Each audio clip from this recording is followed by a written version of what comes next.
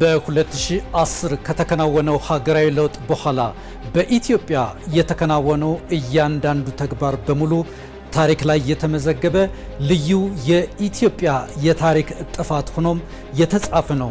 ከዛ በኋላ ባሉት ዓመታት ኢትዮጵያ ዘርፈ ብዙ ስራዎችን በየማዕዘኑ ሰርታለች፣ አሳክታለች። ኢትዮጵያ አከናውናለች። ኢትዮጵያ ዴሊቨርስ።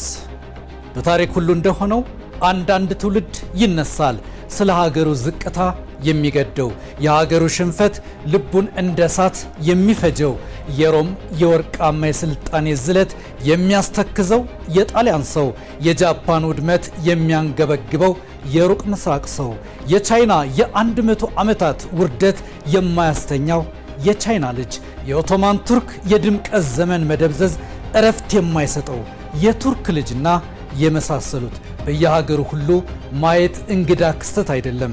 በኢትዮጵያም ከ2010 በኋላ የሆነው ያው ነው። ስለ ሀገሩ የሚያንገበግበው ትውልድ ተነሳ። የኢትዮጵያ የዝለት ዓመታት የልመና ወራት ያንገፈገፈው ትውልድ አሁን በዚህ ታሪካዊ ምድር ቆሟል።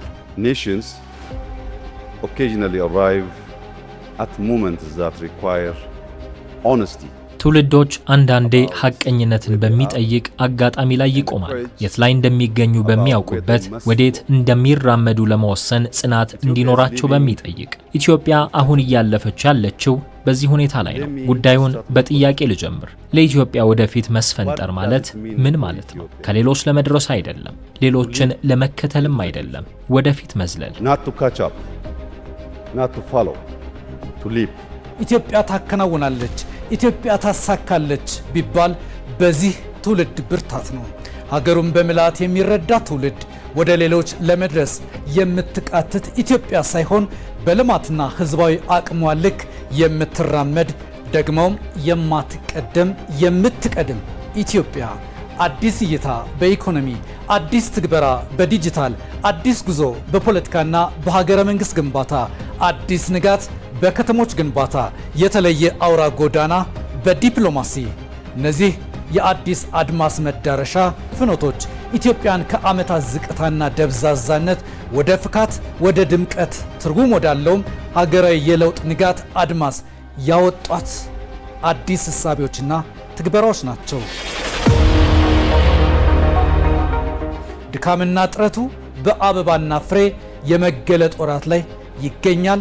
አሁን የዋጋ ንረት መቀነስ፣ የኤክስፖርት መጠን ታሪካዊ በሆነ መጠን ማደግ የኢትዮጵያ ማሳካትና የኢትዮጵያ ማከናወን ውጤቶች ናቸው።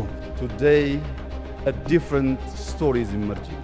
ዛሬ ላይ በአጠቃላይ ኢኮኖሚያችን፣ በተቋሞቻችን፣ በማህበረሰባችን ሁሉ አዲስ ታሪክ እየሆነ ነው። የከባድ ውሳኔዎቻችንን እና የጸና ጥረታችንን ውጤት ማየት ጀምረናል። እነዚህ ውሳኔዎች ቀላል ውሳኔዎች አልነበሩም፣ ዋጋ የማያስከፍሉም አይደሉም። Choices that were not easy and not without cost. የኃይልና ሌሎች መሰረተ ልማቶች ግንባታና እድገት ከዲጂታል ኢኮኖሚ ልማት ጋር እንዴት ተሳሰረ? Historically, limited electricity access constraint industrialization. በታሪክ የኃይል አቅርቦት ችግር የኢንዱስትሪ እድገት፣ የዲጂታል አሰራርና ውጤታማ ልማትን ሲጎትት ነበር። ያ አሁን ተቀይሯል። ኢትዮጵያ ወሳኝ መዋቅራዊ ለውጥን አምጥታለች። Ethiopia has made a major structural shift. በዘርፎች የተገኘ ውጤት የሚለካና የሚጨበጥ ለመሆኑ ማሳያዎች ብዙ ናቸው። ባለፉት የለውጥ ዓመታት እየተሰራ ያለው ስራ የኢትዮጵያን ማከናወንና ማሳካት የታየውም ውጤት ሀገር የራዕይና የመዳረሻው ማዕከል ሆና ተተግቶ ነው። ከምርጫ በላይ፣ ከፖለቲካ በላይ፣ ከወንበር በላይ፣ ከዘመን ገደብ በላይ የሆነ ብሔራዊ የልማት ሰልፍ።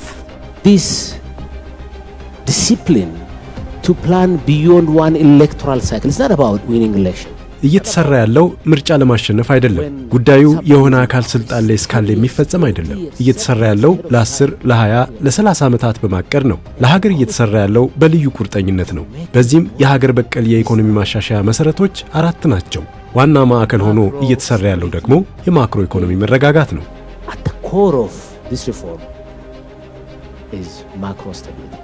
የአዲስ እሳቤና የአዲስ ትግበራ ዓመታት የሆነ ሁሉ በአንድ ትውልድ የሚያልቅ አይሆንም። የዛሬው ትውልድ ኃላፊነት የኢትዮጵያን ልማት መሰረቶች የመጣል፣ የቀደሙ እሴቶችን የማስቀጠል፣ ለነገው ትውልድ የመረማመጃ ጎዳናና ብርሃን መትከል ይሆናል። እኛ ከትውልዶች እንደ አንዱ የቆምን የቅብብል ዘለበቶች እንሆናለን።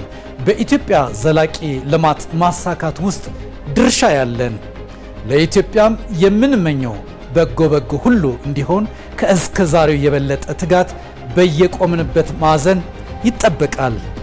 No generation completes the work of nation building. የሀገረ መንግስት ግንባታን በአንድ ትውልድ ያጠናቀቀ ሀገር የለም። እያንዳንዱ ትውልድ ጠቃሚውን ለማስቀጠል የተሳሳተውን ለማረም እና ሌሎች ሊያጠናክሩት የሚችሉበትን መሰረት የመጣል ኃላፊነትን ይወርሳል። ይህ ከፊታችን ያለ ኃላፊነት ነው። This is the work before us. እንጠይቅ። እያንዳንዳችን ለኢትዮጵያ ስኬት ያዋጣ ነው እያዋጣንም ያለ ነው ብርሃን ወይስ ጨለማ? ተስፋ ወይስ ትካዜ? ለውጥ ወይስ በምኞት መኖር? ይህ የኢትዮጵያ ጥያቄ ነው። በየአቅጣጫ የሚለኮስ የልማት የዘላቂ ብልጽግና ብርሃን የተደመረ ውጤቱ ኢትዮጵያን ማፍካት ነው። ሁላችንም ድርሻ አለን። በኢትዮጵያ ልማት፣ በኢትዮጵያ ብልጽግና፣ በኢትዮጵያ ዘላቂ መከናወን። ኢትዮጵያ ታሳካለች።